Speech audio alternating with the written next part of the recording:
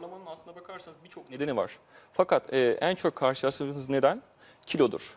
Özellikle orta yaş ve orta yaş üstü erkeklerde, kilolu erkeklerde horlama çok daha fazla gözlenmektedir. Bunun nedeni şudur. Biliyorsunuz erkeklerin ilk kilo alma bölgeleri boyun bölgesidir. Tabii burada bir kilo alındığı zaman buradaki bir hacim artışı bu da buradaki hava yolunun daralmasına neden oluyor. Ve bu da horlamaya neden olabilmektedir. Neden peki yani boyun bölgesi, yüz bölgesi insanda, erkekte daha mı çok Evet. şey oluyor? Erkeklerde Kilo- ilk yağlanma bölgesi boyun bölgesidir. yapısal bir şey. Yapısal bir şey.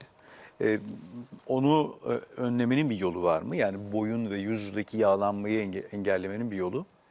Kilo almamak, spor yapmak. Spor. Ne tip sporlar yapmak lazım? Mesela yüzme bu konuda çok önemli bir spordur. Yüzerken çünkü bütün kaslar çalışır.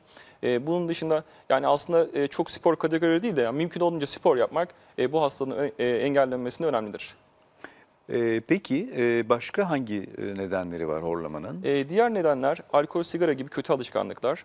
Alkol, sigara kullananlar kullanmayanlara göre 4 kat daha fazla horlamaya yakalanmaya meyillidir. Hangisinde risk daha artıyor? Alkolle mi? Tabii ki sigarada? alkolde biraz daha fazla.